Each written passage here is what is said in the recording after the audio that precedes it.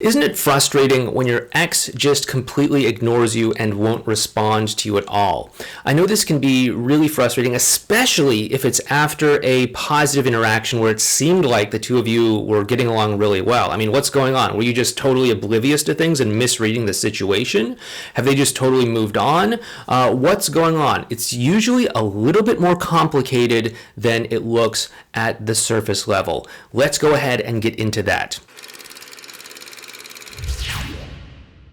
Hey there, it's Clay with modernlove.life, and today we are talking about why your ex might ignore you, especially after a positive interaction where it seems like things are going great. Typically, people will assume that they've lost interest, or maybe they've somehow unintentionally said something that offended them or turned them off in some way, or that they've just moved on, or that they never cared about you, or all these other sorts of things.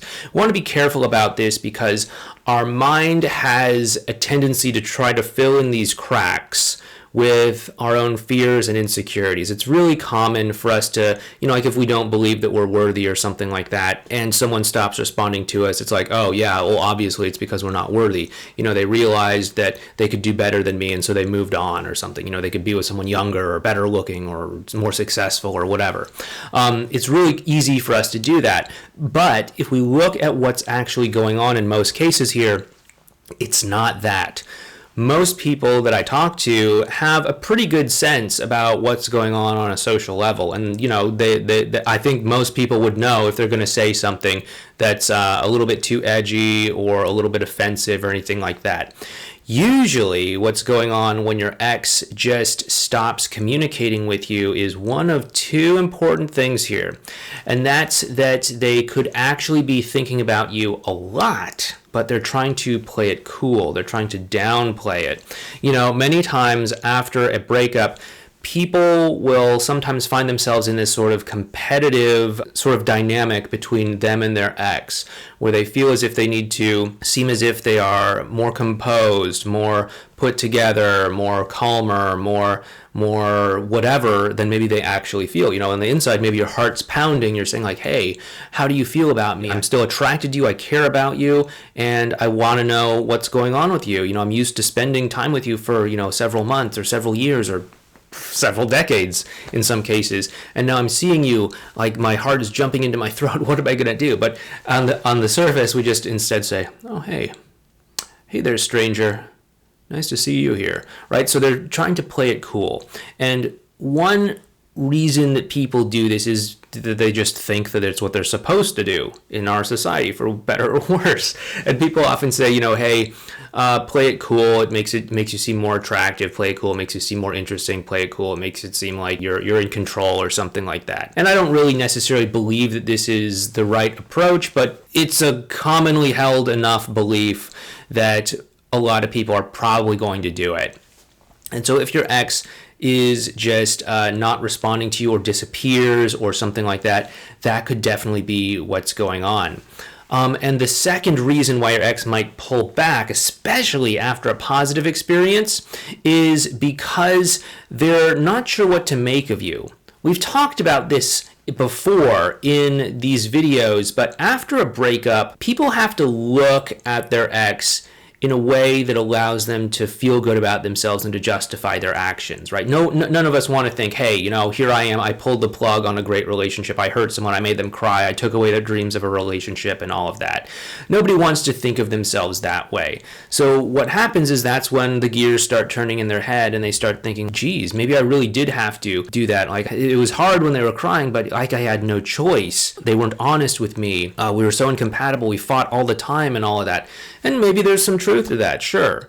But maybe that was also exaggerated a bit so that they can feel good about themselves, acting consistent with breaking up with someone. And so they might hold on to this view of you, this version of you in their mind that says, hey, you're someone worth breaking up with. You're someone I can't trust. You're someone I don't have anything in common with. You're someone we just fight with. You're someone that I can't get along with for whatever reason.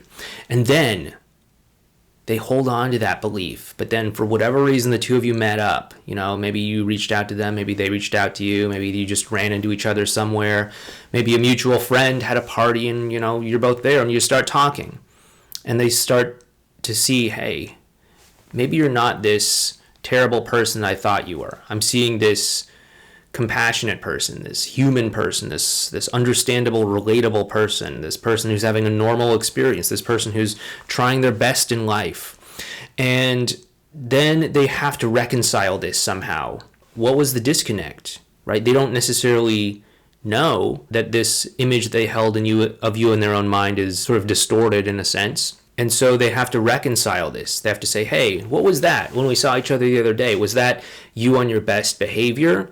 Was that you on a good day? Was that you on a bad day? Was that me misjudging your character? Was that me misreading things? Was that you just trying some sort of trick that you learned in a YouTube video or something like that? They might pull back to try to make sense of this whole situation. Does that all make sense to everyone? I hope that makes sense. If it does make sense, hit the thumbs up button for this YouTube video, and please make sure you subscribe to this channel as well too. Hitting that bell icon when you're subscribing so that you can get notified when we do live streams in the future. I've done a lot of live streams recently, and I'd love to get a chance to interact with you and chat with you on some of these live streams, but you're not necessarily going to know if I'm doing them unless you're subscribed to the channel and hit that bell icon. When your ex does disappear on you, there's a lot of advice out there that says, okay, you just need to go cold, just do no contact, just go radio silent until they crack under the pressure of missing you and come crawling back to you on broken shards of glass. You can do that if you want. If that makes sense to you, if it sounds like a great idea for you, I mean, like, by all means, go ahead, you do you, right? But I've also talked to a lot of people who have tried this sort of thing before, and they've been disappointed. You know, they have just waited, and months have gone by, weeks have gone by, and the phone call never came. The text message never came. The conversation never came. The big revelation never came. And I don't want that to be you. Many times, for example, if your ex is feeling a lot for you and they're just trying to play it cool, they might be waiting for you to contact them. And if you're waiting for them to contact you, there's a standoff. And before you know it, some window of opportunity could close. They could say, okay, they're not interested. I'm just going to do something else, date someone else. Or if they're trying to weigh these two options, they're trying to say, hey, are you this version or are you that version that I saw? That window of opportunity could close, and they can start to say, oh, that was probably just a fluke. Yeah, you know, you really aren't someone that I can trust. Maybe I should just, move on. I've seen it happen many times before. And again, it's fine if that sounds like the right strategy for you. If you feel good about it and you just want to lay back and wait for them to come to you, hey, who am I to tell you what to do? But if you do want to maximize the opportunity to connect with them, then I'd really recommend you start thinking about alternatives besides just no contact. One thing we have put together is a course called Connect and Commit.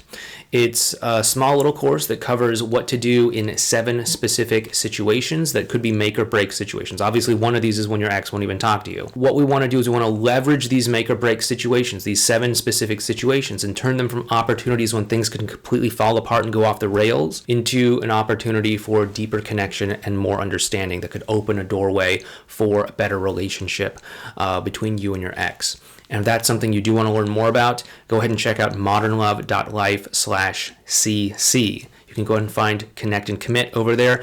Go ahead and check that page out. If it looks like the 7 specific situations might be things that you could see yourself dealing with, we'd love to have you. We'd love to be able to help you to work through these situations. Thank you so much for watching this video. Please take care, and I'll talk to you next time.